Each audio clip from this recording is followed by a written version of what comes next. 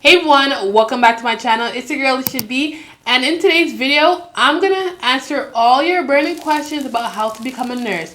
A lot of you have been asking me, hey, how do you become a nurse? Or I'm coming straight out of high school and I need to know what requirements I need, or what grades do I need, what admission requirements do I need, what post-admission, listen.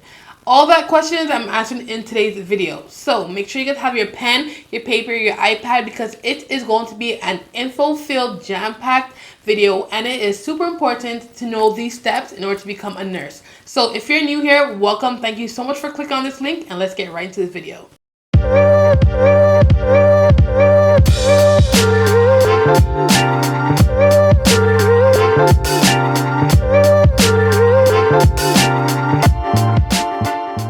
So, a disclaimer, I am from Canada. These are some of the Canadian requirements. So we don't have the ADN, we don't have associates, we don't have nothing like that. So don't come at me in the comments saying, oh, well, we have to do 2 years associate or LPNs can't do. Listen, I don't want to hear any of that. I'm from Canada.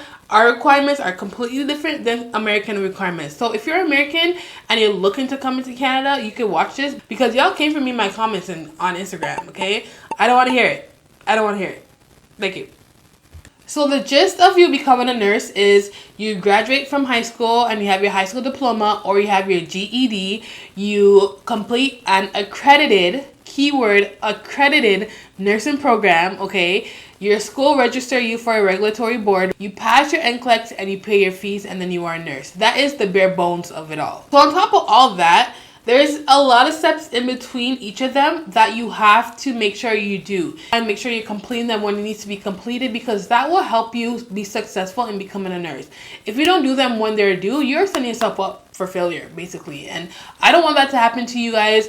If you miss a step, you are set back a couple months, probably even a year. And we don't want that to happen to you in this channel, okay? So I'm going to tell you guys all the in-between steps that you need to accomplish to make sure that you are in your nursing program and you become a nurse the right way. So whether you want to become an RN, an LPN, an RPN, these steps apply for all levels of nursing, so make sure you keep on watching. So your first step is researching your nursing school. When you're looking for your nursing schools, you want to look for a couple things.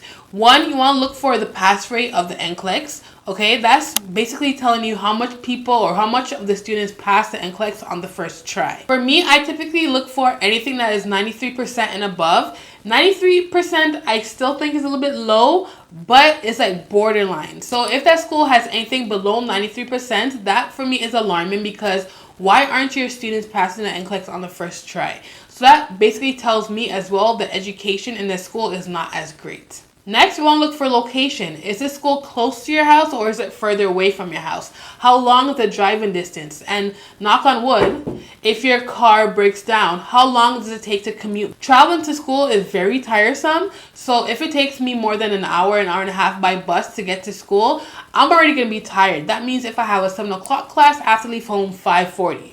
That's a lot. So location for me was definitely an important step. Next thing I look for was a professor to student ratio. If you go to a public school, your ratio is going to be much bigger, probably like 1 professor to like 50 students.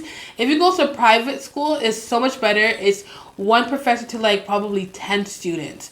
However, when you first start school, your cohort or your class is going to be a lot. For me, I remember I had at least 250 to 300 students in my cohort or my year.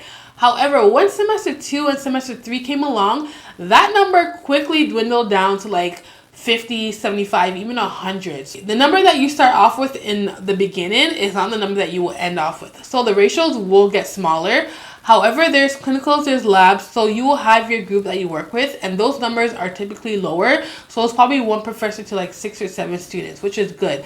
But that is in semester 3 and 4. So if you're starting off, your ratio is going to be very much larger than when you're ending off the program. So when you have your top 3 schools based off of your preference, the next thing to look for is the admission requirements. This, you guys, is so important. The admission requirements will let you know if you're eligible to apply to the program or not. So what it should include is your high school grades, your classes, what they need, and other requirements if you are a transfer student or if you are a mature student.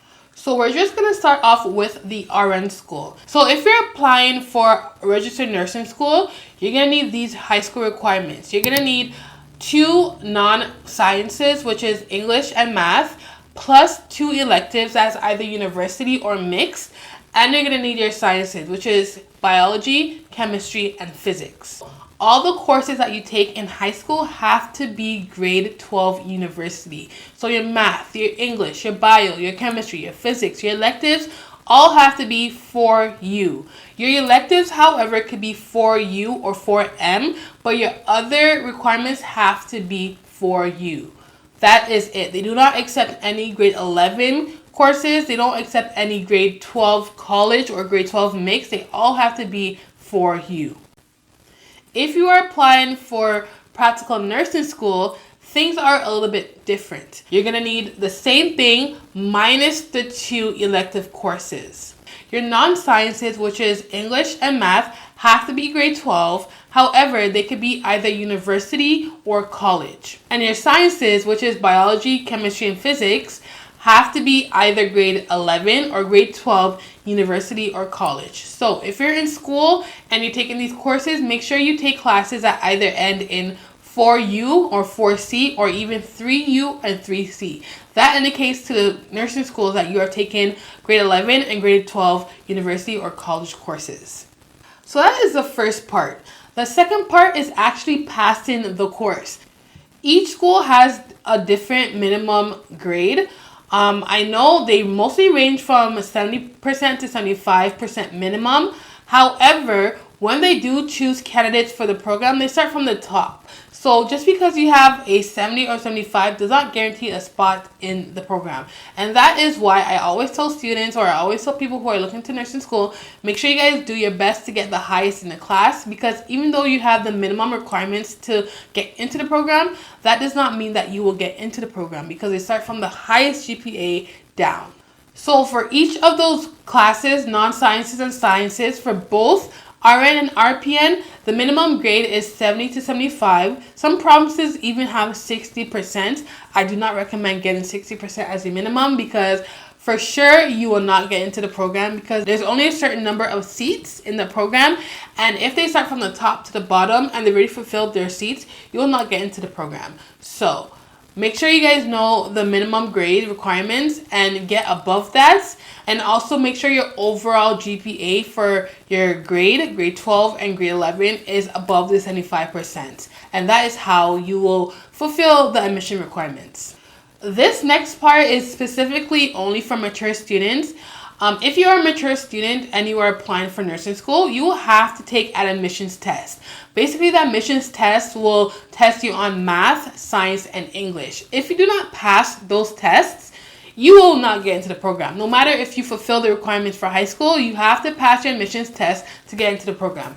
I had to take an admissions test because I applied for nursing school when I was 26, and I unfortunately did not pass my first test. If you guys watch my story time, you guys will see what happened. But I took it a second time and I passed and I got into the program. And some schools, they do have a study package for you on their site, so make sure you guys look for it, because if you do not pass that test, you will not get into the program, no matter if you fulfilled all the other requirements. That admissions test will basically trump all of that. If you are a transfer student, all you have to do is make sure that your overall GPA is 75% and above and you have your high school requirements. Super simple, super easy. If you're an international student, this is where things get a little bit pricey. This is where you have to dig deep in your pockets, because there's certain things that you have to do. Number one, if English is not your primary language, you have to take an English proficiency test. If you don't pass it, you cannot get into the program. 2, whatever courses you are transferring, you have to get an evaluation for those classes. These evaluations could range from $75 to $300 per course. So they do get a little bit pricey. So make sure you guys have the money to evaluate them, because you have to get them evaluated to make sure they fulfill the requirements of that nurse school that you are going to. For high school, I think it is called ICAS, and for university, it's called WES. Once you're done all of that, it's time to celebrate. Yay! Because you are officially in nursing school. But don't celebrate too much, because now there is post-admission requirements. For my school, if we did not fulfill the post-admission requirements, that is an automatic, like, you're automatically kicked out of the program. So you have to make sure that you do your post admissions because it prepares you for clinicals and make sure that you are safe, you are immunized. So make sure that you are safe, you're immunized, you have all your CPR requirements, all of that stuff. So I'm going to show you guys exactly what the post admission requirements are. So there are two types of post admission requirements that you need to fulfill: the medical and the non-medical. The medical is basically to make sure that you are immunized from all of the diseases that could be in the hospitals and long-term care and retirement home, depending on where you go. So you have to make sure that you have your hepatitis B immunization shot, your TB, you have to take a TB test. You also have to, you have to make sure that you have your COVID shots. And what else am I missing? Oh, and your MMR, measles, mumps, and rubella. Those are the 4 things that you have to make sure that you take and you bring your results to your clinical instructor in order for you to start your clinicals. Oh, and also varicella. And now for your non-medical, you have to make sure you have your mask fit, your CPR, your BLS, your first aid, criminal check, and a vulnerable sector check as well. Those things do not wait until the last minute. I tell you, do not wait until the last minute. I cannot tell you how many of my students or my cohort got canceled because they waited last minute. When you take your TB shot, you have to wait 48 hours until you go back for your second one because you need a 2-step, not a 1-step, a 2-step. So you take your first shot, you wait 48 hours, you take your next shot, you wait another 48 hours, and you go back for your reading. So that's already a week. So it takes a week. Other tests like your hepatitis test, your MMR, your varicella, all those things take time because you cannot have all those vaccines at the same time. You have to wait 2 weeks between each vaccine before you take another one. So that's already a month if you missed 1 or 2 vaccines, okay? And also your mask fit, you have to book appointments. Your CPR, you have to book your days. All those things take time. So you are looking for at least 2 months to fulfill all the requirements for your post-admission. So as soon as you get into the program, make sure you take your tests, make sure you do your CPR, make sure you book it because they need to be done. So now that you're in the program and you're taking nursing courses, make sure you get at least higher than the minimum. The minimum for me, I believe, was 70% for the core nursing programs, and anything around it like electives is 60%. If you were to fail a core nursing class, meaning anything that starts with NURS, then your chances of bridging is lowered, and sometimes schools might not even accept you if you fail a core nursing program. So make sure that you pass all of your classes with a minimum and above to successfully finish the nursing program. So once you pay all your fees and you register for your NCLEX, my suggestion is take your NCLEX the closer you are from graduation. So if you graduated in April, make sure you take it between April and December. Don't wait until the next year. Even for me, December is kind of far because there are things in nursing school that you don't want to forget, and the little things that they will test you on in the NCLEX. If you guys have not seen my video, make sure you guys check it out. It was my very first video on this channel, and it's how to pass your NCLEX on the first try.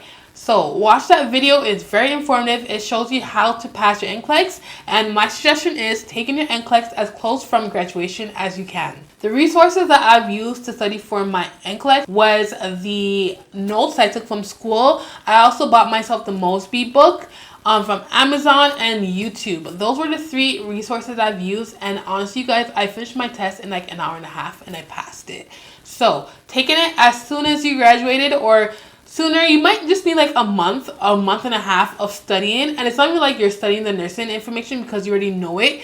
You're studying how the NCLEX words their questions. That's what you're really studying. So doing all of that and taking the test will guarantee you that you're going to pass that test. So the closer you take it from graduation is the higher the chance of you passing the NCLEX.